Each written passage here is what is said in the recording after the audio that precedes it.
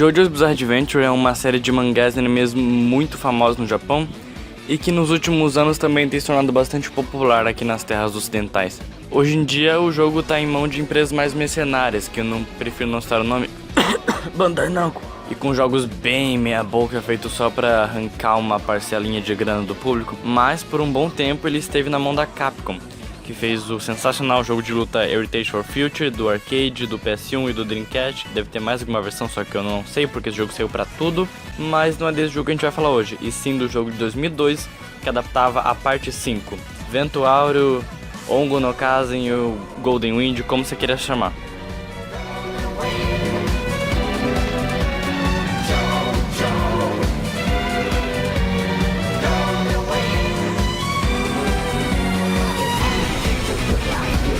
JoJo no Kimi no Boken, Ongo no Kazen, ou JoJo's Bizarre Adventure Golden Wind, ou até JoJo's Bizarre Adventure Vento Áureo, foi lançado em 2002, exclusivamente para o Japão. O jogo até tinha intenções de ser lançado no ocidente, mas acabou sendo cancelado. O jogo segue um sistema de beat'em up 3D, mas apenas com boss fights de 1 contra 1, tendo uma câmera livre, mas com a possibilidade de focar no inimigo ativando seu stand. E o jogo realmente joga muito bem.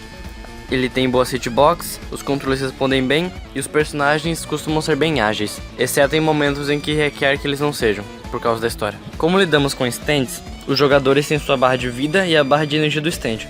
Quando a barra se acaba, o jogador ainda pode até controlar o stand, mas se ele levar qualquer hit, ele vai ser desativado e só vai poder ativar de novo quando a barra reencher.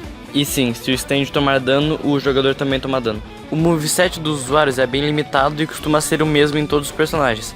Agora, os stands são realmente bem diferentes um do outro. E talvez tirando a Spice Girl, que só aparece por uma fase, eles são bem únicos de se controlar. E falando nos stands, esse jogo é de longe uma das melhores adaptações do conceito, se não a melhor. Os stands são retratados realmente como espíritos, de maneira que ficam bem transparentes até. E controlar eles é super intuitivo. Além da câmera ficar presa no inimigo, ainda conta com socos, um ataque especial e um agarrão. Agarrão esse que na sua maioria das vezes são só uma sequência de socos. Aliás, esse agarrão fica mais forte e mais demorado se o jogador segurar por mais tempo o botão de ataque. Como a parte 5 é relativamente extensa, o jogo não pode se dar ao luxo de adaptar tudo.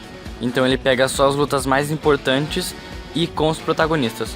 Ou seja, não tem King Crimson vs Metallica.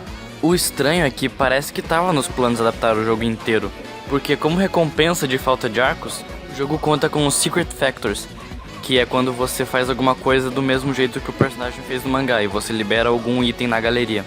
Nesses extras é possível ver artworks dos cenários do jogo, modelos 3D de personagens que não foram utilizados, como o Risotto Nero, alguns personagens randoms da rua, e páginas que reproduzem o mangá para ilustrar os arcos que não foram adaptados. O que é muito estranho porque todos os inimigos são totalmente brancos. Ok. E falando em reproduzir o mangá, o jogo conta a sua história de maneira variada, entre cutscenes relativamente bem animadas, como a movimentação até que suave dos personagens, e uma adaptação do mangá com os modelos 3D do jogo, que são até que bem bonitos e ilustram bem a história e adaptam bem o mangá. E nesse ponto do vídeo acho que nem é necessário dizer como a arte do jogo é linda. Foi feita uma engine exclusiva para reproduzir esse, que foi um dos primeiros cel shadings bem trabalhados do PS2. E que impressiona até hoje. Claro, envelheceu um pouco mal, mas ainda assim é 2002 e os caras estavam fazendo esse tipo de cel shading. E a art também é sensacional, são músicas muito bem compostas e boa parte delas supera o anime. E mesmo que isso pareça demais, as telas de loading também são extremamente lindas.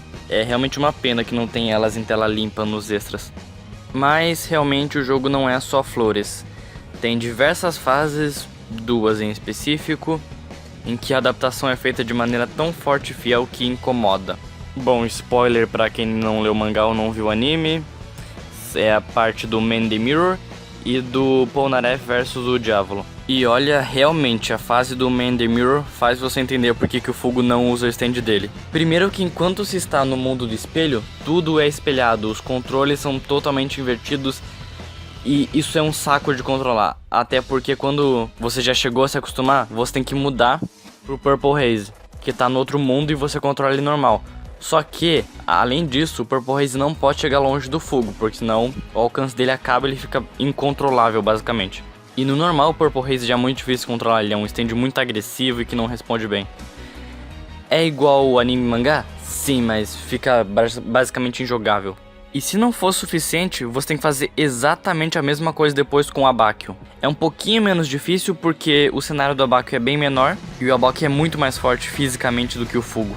Porque se fosse a mesma força do Fugo, em que você depende totalmente do stand, seria impassável, porque o Muddy Blues não funciona. Não é hipérbole, não tô exagerando, o Muddy Blues não foi programado para funcionar.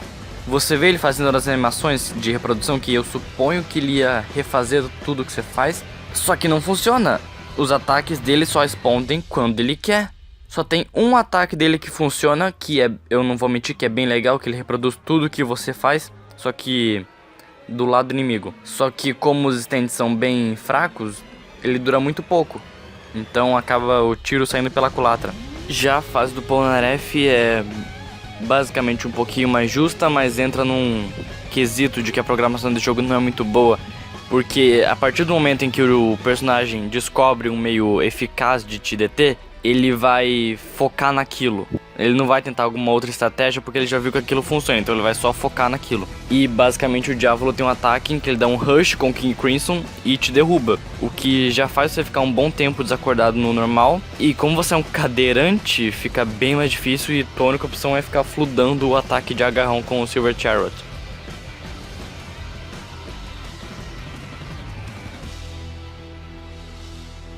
O fator replay do jogo é até que bem interessante, pois além do menu extras que tu vai desbloqueando diversas coisas, ainda pode rejogar as fases com outros personagens, o que é bem bacana.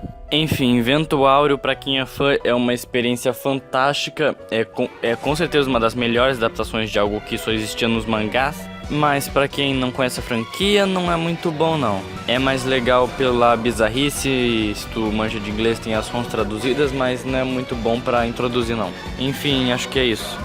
Tchau.